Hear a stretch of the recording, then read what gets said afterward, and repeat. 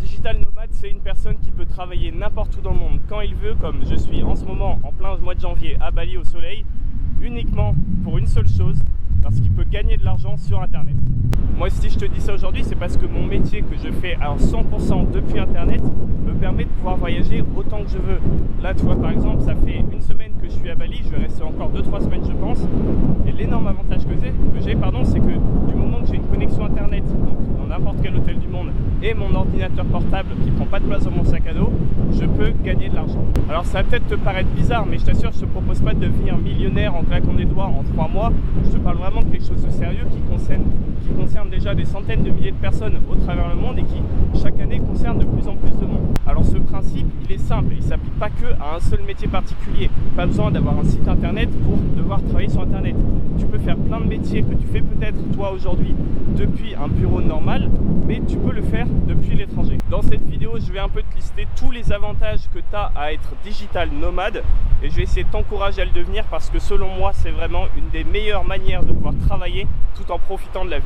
Mais là, on est en pleine saison des pluies, il y a un petit peu de vent, je sais pas si tu m'entends très bien, donc je vais essayer de trouver un endroit où je peux te parler de manière plus sereine. Bon, j'ai trouvé un endroit un peu mieux, un endroit plus serein, je sais pas, parce qu'il y a des crabes que je suis en train de voir et j'ai peur qu'ils viennent me croquer.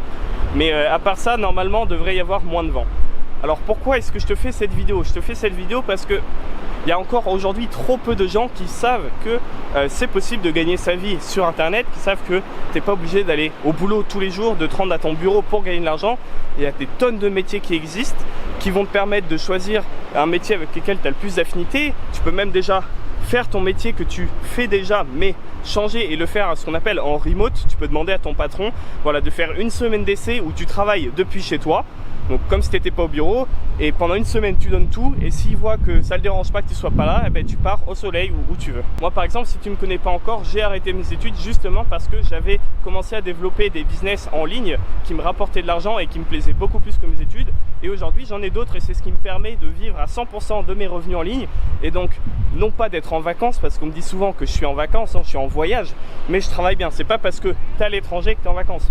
Moi, quand je suis à l'étranger, je travaille tous les jours, 7 jours sur 7, même si je suis à Bali, il fait chaud, il fait beau, il y a du soleil. Là, on est en plein mois de janvier, il fait 29 degrés actuellement, mais ça ne m'empêche pas de travailler. Un des autres avantages d'être digital nomade, et ça, tu le sais peut-être pas encore, mais c'est qu'il y a des gens comme moi qui sont beaucoup plus productifs quand ils sont dans un environnement qui les stimule. Moi, voilà, si je suis à un endroit où j'ai pas envie d'être, dans une ville qui me plaît pas et que je pense sans arrêt à me casser au soleil ou au chaud pendant l'hiver, ça va impacter ma qualité de travail. Alors que quand je suis ici, la qualité de travail est bien meilleure. Et non seulement ça me permet de voyager, ça me permet aussi d'être beaucoup plus productif. Donc juste avant de te donner quelques exemples de métiers que tu peux faire en étant digital nomade, si ce que je te dis t'intrigue, de toute façon si tu en es encore là dans la vidéo, c'est que ça t'intrigue, je t'invite à t'abonner, à prendre vraiment 5 secondes pour t'abonner parce que c'est ce dont je parle sur la chaîne. Je parle de voyage, je parle de comment gagner sa vie avec ses sites internet. Pardon, tu me vois plus. Et voilà. Si tu es encore là dans la vidéo, il faut vraiment que tu sois sûr d'être abonné parce que sinon tu vas te fermer des portes et tu vas rater quelque chose. Donc dans les différents exemples de métiers que tu vas pouvoir faire en étant digital nomade. Alors il y a plusieurs grandes catégories. La première catégorie, c'est de faire le boulot que tu fais déjà pour une entreprise, pour une boîte en France, de le faire en remote et demander à ta boîte de faire un essai, comme je te l'ai dit, de faire une semaine d'essai. Et voilà, tu testes, tu travailles depuis chez toi, tu pars pas à l'autre bout de la terre, tu vois, comme ça tu peux rentrer au cas où. Mais tu leur dis voilà, on voit ce que ça fait pendant une semaine quand je suis pas là. Et si mon travail est d'aussi bonne qualité, voire mieux, est-ce que ça vous dérange qu'on fasse pareil pendant un mois après? Et là, pendant un mois, tu pars où tu veux. Alors, ça, il y a plein de gens qui le font et je crois même que dans la loi française, il y a un truc qui te permet de faire une demande. Alors, c'est pas sûr que du coup ton patron va accepter, mais il me semble, il faudra que tu approfondisses ça sur Google si c'est ton cas, mais il me semble qu'il y a une sorte de clause et une sorte de truc que tu peux invoquer entre guillemets et tu peux demander à faire ça. Donc ça concerne une première catégorie de personnes. La deuxième catégorie de personnes, ça va être des gens qui vont être freelance, c'est-à-dire en gros des gens qui vont travailler pour d'autres personnes, qui vont leur rendre un service en échange d'une monétisation. Ce service, ça peut vraiment être très très vaste. Ça peut être faire des sites internet, faire des logos en design, faire du montage vidéo, faire des photos. Ça peut être plein d'autres choses qui ne tournent pas même forcément à tout ce qui est vraiment digital. Ça peut être rédiger des textes de vente, ça peut être faire de la vente au téléphone. Ça, c'est aussi quelque chose que tu peux faire depuis n'importe où. Toutes ces choses-là, en fait, toutes les choses où tu rends un service à une personne que tu fais pour toi, donc tu vas travailler pour des clients, ça s'appelle le freelancing. Ça concerne, je pense, une majorité des digital nomades aujourd'hui. Ce sont des personnes qui ont des clients que tu peux trouver sur des plateformes comme Malt, comme Fiverr ou comme 5euros.com pour les Français. Et tu vas pouvoir rendre un service à une personne qui s'en fiche que tu le fasses depuis un bureau chez toi en France ou depuis une plage du moment que c'est fait. Et en échange de ça, elle va te rémunérer. Donc ces personnes-là sont à leur compte entre guillemets parce qu'elles doivent déclarer un statut de micro-entrepreneur pour déclarer leurs revenus. Je t'assure, ça peut te faire peur mais c'est très simple, en 2 heures c'est fait en ligne. Mais le truc c'est qu'elles travaillent toujours pour des clients, d'accord? Elles sont toujours à la merci des exigences des clients, elles sont toujours là à devoir leur rendre des comptes. Moi maintenant je vais te parler d'une troisième catégorie, c'est la catégorie des gens qui comme moi sont à leur compte, qui ont leur propre business, qui travaillent pour eux et non pas pour un patron, pour des clients. Et c'est la catégorie des personnes qui ont monté des business en ligne. Donc ça peut être plein de choses, ça peut être via une chaîne YouTube, via un compte Instagram, via des blogs, via des pages Facebook, via plein d'autres choses.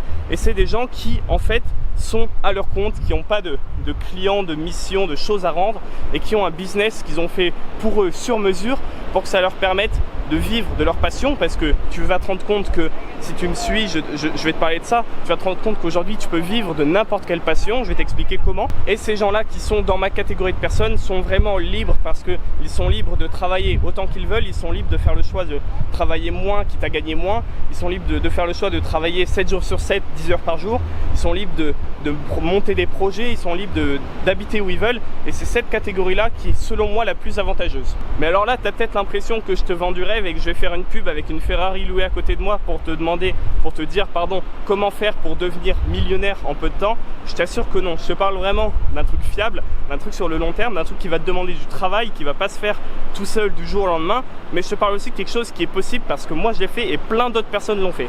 Pour résumer très simplement comment faire de l'argent en 3 étapes en montant un business, vraiment très simplement pour vulgariser le truc si tu n'en as jamais entendu parler, la première étape, ça va être de monter une audience. Quand je te dis monter une audience, c'est avoir des gens qui te suivent, avoir des gens qui suivent ton contenu, peu importe quelle forme c'est. Peu importe si c'est des gens sur une page Instagram, sur une page TikTok, si c'est des gens sur une chaîne YouTube, si c'est des gens qui te suivent sur une page Facebook, si c'est des gens qui suivent ton blog sans même savoir quitter, sans que tu aies jamais à montrer ta tête, si c'est des gens qui suivent ton podcast, il va falloir que tu te construises une audience de personnes. Pas besoin d'avoir des dizaines de milliers de personnes. Moi, je connais quelqu'un qui a moins de 1500 abonnés sur sa chaîne YouTube, moins de 1500, et qui gagne quand même 4 à 5 000 euros par mois. Donc, tu vois, pas besoin d'être Squeezie ou Cyprien sur YouTube pour gagner beaucoup d'argent. Donc, première étape, construire ton audience. Une fois que tu as cette audience, que tu auras construite autour d'un thème, ça peut être la couture, ça peut être le jardinage, ça peut être le sport, ça peut être l'entrepreneuriat, ça peut être la photo, ça peut être tout ce que tu veux. L'avantage, c'est que tu vas pouvoir choisir dans les choses auxquelles tu as déjà des compétences, où tu as des choses à apporter, des choses qui sont peut-être des passions pour toi.